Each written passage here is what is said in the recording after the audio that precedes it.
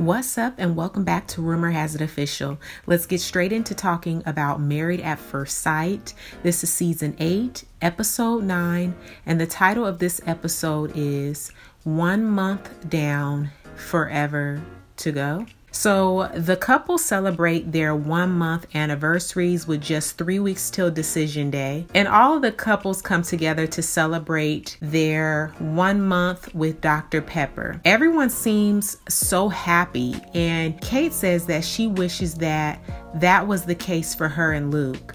Dr. Pepper gives the couples an exercise while at dinner. So first up is Stephanie and AJ. Both rate each other a 9. Jasmine and Will both rate each other a 7. Christine and Keith, they rate each other and one rated themselves as an 8.9 and the other an 8. Kate rates herself as a 6.5.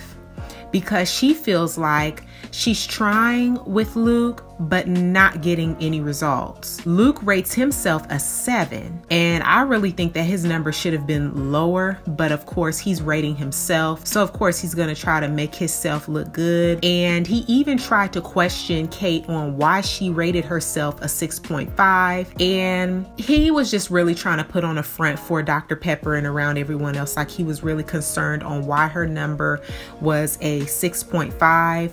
But maybe if you made her feel a little bit better about herself, she wouldn't feel the need to rate herself so poorly. First up, let's talk about Kate and Luke. So later that night, they discuss the rating. Kate says that it doesn't feel like a marriage because it's not romantic. There's no romance. She adds that it's all right if I just don't do it for you. And Luke responded, "Don't do that." Let's just be real. Let's talk about his actions. His actions, the things that he says proves her point, and it makes her feelings valid. I mean, I just don't understand why he tries to play dumb, but he knows exactly what it is, what he's doing, and how his actions are coming off.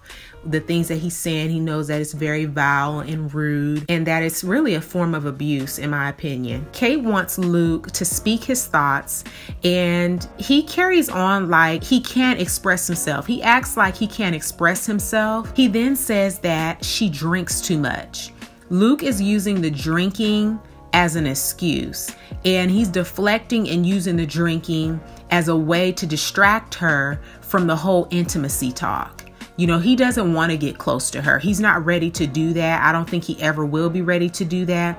So he's using the drinking, I feel like, as a way to turn her off, from him, not wanting to be intimate or close to him. But it's really the opposite. She's still committed and willing to work through this marriage. As bad as it is, she's still hanging in there. Let's go on to Stephanie and AJ. So Stephanie and AJ decide to bring in their 1 month anniversary with a little fun competition, and they go go-karting. AJ says that having a wife brought a whole new element to his life that was missing. Let's move on to Jasmine and Will. So Will brings Jasmine back to the winery where they got married, and Jasmine says it feels wonderful to recreate that moment. Will says that seeing everything for the second time is surreal. They both agree that they would do this experiment all over again. Next, let's talk about Christine and Keith. So Keith goes to take a cooking class to show Christine that he's willing to step up. He's super nervous, and he says he's a scary cat in the kitchen. The chef teaches him how to make a steak, and he does a really great job, but he's hoping Christine will love and appreciate his effort to try. Let's go back to Kate and Luke. So Luke sets his alarm for 8 a.m. and left early that morning to hang out with his friends on the day of their 1 month anniversary. Kate is heartbroken.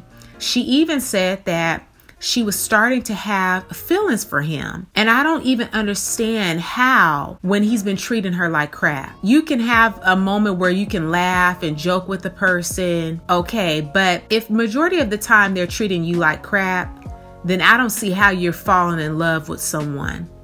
I think she desperately just wants to be married and wants this to work out but no. And I also think, like I said before, this young lady does not know her worth, because a real woman who knew their worth and that they were worthy of love and being loved in the right way, they would have told the experts a long time ago, and production, I'm not doing this, because this man is very disrespectful and I don't deserve this. I'm a good woman.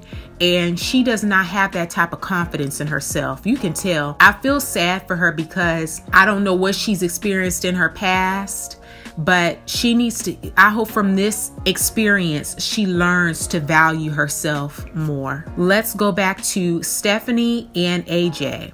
So later that night, they add a little romance to their anniversary and they go out for wine. AJ says that he does want to be in love with Stephanie and he feels it's soon to come. Stephanie says that she's almost in love and knows AJ is the one she's going to be with for the rest of her life. I don't know. I feel like they should kind of pump their brakes. I feel like this couple is another one of your Danielle and Bobby trying to prove so much that you're the perfect couple and you work so well together and you mesh so well together. But there is some underlying issues. One of those issues are, and I feel like will be the biggest thing for them, is his short temper.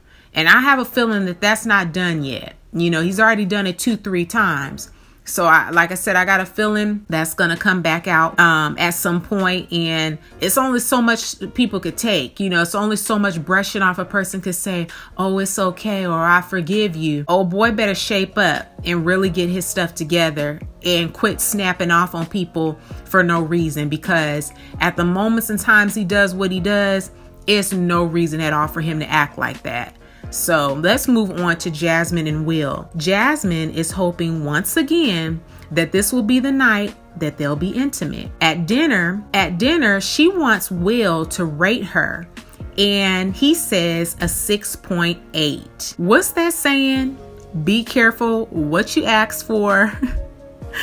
She should have never did that, I feel like, but she did, and she wasn't happy with his response. She wasn't happy one bit. She even said that the answer ruined the night. They are 1 month in, and her expectations, I feel like, are too high. She needs to chill for real. I really do. She's really starting to get on my nerves, to be honest. She felt disrespected by the number, and I mean, she really put up a fuss.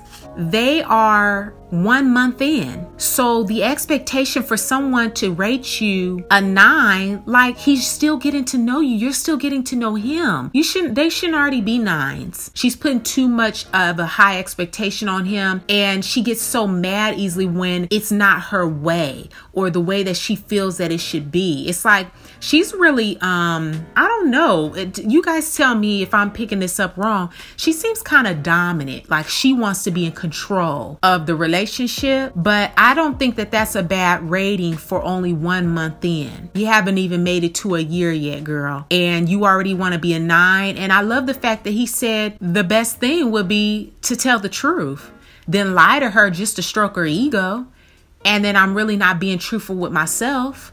So I can respect a person who's honest. If you was big enough to want to know the answer to that, then you better put your big girl panties on and be big enough to say, okay, that's my rating, and keep it moving and still enjoy your night. You're growing together. This is an experiment. This is not someone you've been knowing for a couple of years and then decided to get married. This is somebody you married out on a limb. So, you know, she needs to chill out. That's all I got to say. Jasmine, chill out. Okay, let's go back to Christine and Keith.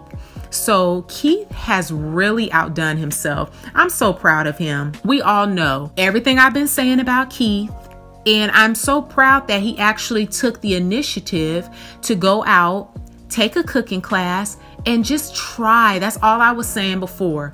Try. Even if you order takeout, do something. So like I said, I'm very proud of him for trying, and he cooks for Christine and prepares a romantic little setup. And Christine says that him cooking shows her that he's committed. Let's go back to Kate and Luke. So Luke comes home after being gone since 8 a.m. and pretty much blames Kate's mood as the reason for him not being around. This is just sad, and I'm really tired of this this, just to be honest. I'm so tired. I'm tired of the lies. I'm tired of the manipulation. I'm tired of him twisting things like Kate is the one with the issue. And like I said, I'm just over it. I'm really over it. Moving on, let's go back to Stephanie and AJ. So they both continue celebrating their night, and they even exchange thoughtful gifts. So it's safe to say that some of these couples' nights ended well, and some of them, they hit a little bump in the road. So we'll see next episode if things get better. I doubt it. For the couples that are really struggling, I think it's just going to continue to keep spiraling out of control. But like I said, we'll just have to see. So I want to know your guys' thoughts on Married at First Sight. This is season 8. Episode 9, and the title of this episode again is 1 month down, forever to go. So I want you guys to comment down below. Let me know what you thought about each one of these couples. Also, give this video a big thumbs up. Share this video with a friend who also loves watching Married at First Sight. Don't forget to subscribe and hit that bell so you'll be notified on the next time I make an upload. And I will see you guys in the next video. Peace.